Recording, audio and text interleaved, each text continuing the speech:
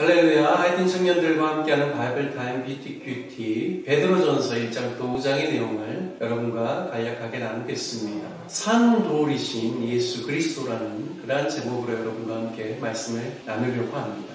베드로전서와 후서는 공동서신에 해당되며 특별히 사도 베드로가 쓴 서신서입니다. 베드로전서 1장에 언급된 여러 지명이 바로 이 베드로전서를 받게 되는 수신자들에 대한 내용인데요.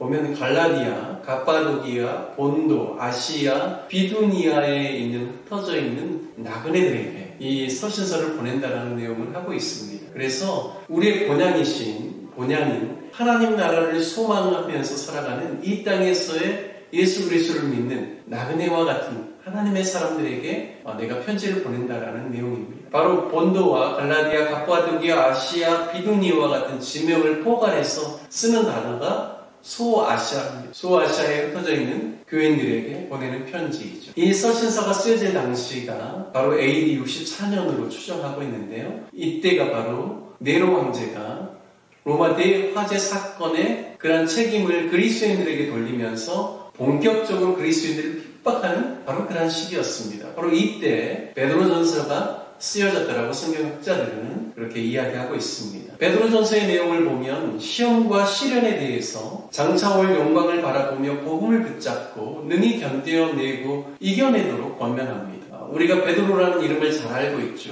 본래 본명은 시몬입니다. 베드로라는 이름을 예수님이 더해주셨죠. 베드로는 반석이라는 뜻입니다. 마태복음 16장 말씀을 보면 바로 예수 그리스도께서 너희는 나를 누구라고 하느냐라고 질문했을 때 베드로가 주는 그리스도시요 살아계신 하나님의 아들이시니라 라고 대답했을 때 바요나 시몬아 네가 참 잘하였도다. 이것을 너에게 알게 하니는 내 혈육이 아니라 아버지시다라고 하면서 너는 베드로라.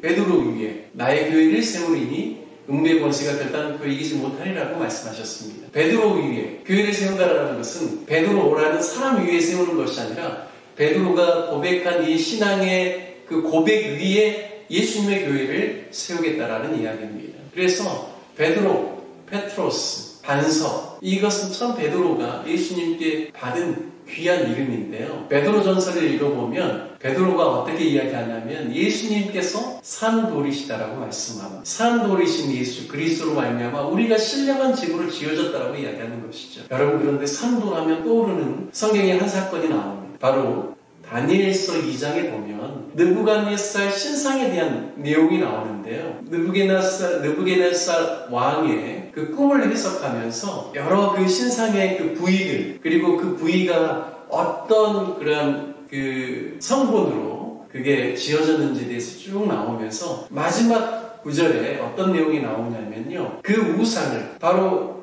한 돌, 뜨인 돌이 그것을 쳐서 다 부서뜨려서 바로 그 우상이 다 부서져서 태산을 이루게 되고 그 우상을 친 돌이 태산을 이루게 되고 온 세계에 가득하였다라는 내용이 다니엘서 2장 32절부터 35절에 나옵니다. 그런데 거기 보면 뜨인 돌이라는 이 표현이요. 영어로는 rock입니다. 그리고 이 돌이 어떤 돌인가? 사람이 커팅하지 않은 돌.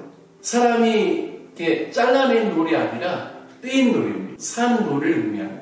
바로 이 느부갓네살 그 신상을 통하여서 하나님께서 유대 백성들에게 예언했던 것은 무엇이냐면 모든 제국이 일어날지라도 그 제국을 다 파하면서 하나님의 나라, 하나님의 왕국이 세워지는 것은 뜨인 돌, 산돌이신 예수 그리스도를 통하여서 그 일들이 이루어질 것에 대해서 말씀하고 있다라는 것입니다. 바로 베드로는 베드로전서를 통하여서 바로 그 산돌이신 예수 그리스도로 말미암아 우리가 신령한 집으로 지어졌다라고 말씀하고 그분은 또한 모퉁이 돌이 되셔서 모퉁이 돌이 바로 이쪽 측면과 저쪽 측면에 그 건물을 연결해 주는데 아주 중요한 중심추가 되는 것처럼 돌이 되는 것처럼 바로 이방인과 유대인들이 그리스도 안에서 하나의 집으로 지어져 가는 데 있어서 예수 그리스도 그분이 모퉁이 돌이 됐다는 것을 또한 설명합니다. 그래서 고난과 환난, 시련을 앞에 두고 있는 그런 흩어져 있는 그리스도인들에게 우리가 그리스도의 영광을 바라보면서 이 시련과 어려움들을 잘 인내로 극복해야 된다는 것을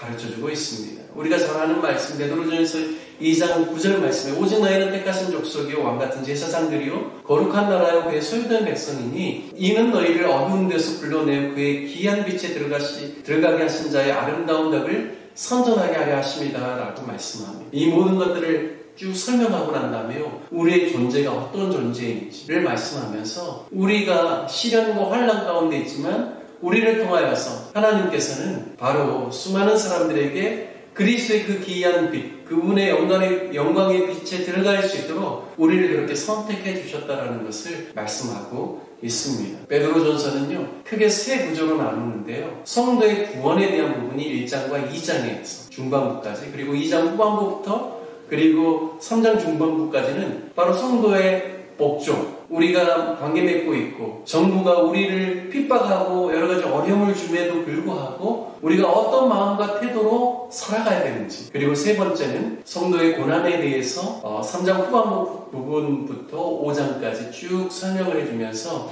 바로 성도가 고난 가운데 취해야 될 자세에 대해서 말씀해주고 있습니다. 사랑하는 하이틴 청년 여러분, 누구보다 예수님을 가까이에서 함께했던 베드로가 고난과 시련의 시간을 보내거나 또 보내야 하는 성도들에게 우리가 어디다가 소망을 둬야 하는지, 그리고 우리의 삶 가운데 우리가 맺고 있는 관계 안에서 우리가 어떤 태도를 보여야 하는지, 그리고 성도의 고난 속에서 우리가 따라가야 할 모범과 우리가 감당해야 할 사역이 무엇인지를 가르쳐주는 이 내용을 잘 묵상하면서 우리도 동일하게 어려운 시기를 지나가고 있는 이때에 베드로전서의 말씀을 통해서 큰 유익을 얻게 되시기를 주님의 이름으로 축원드립니다. 감사합니다.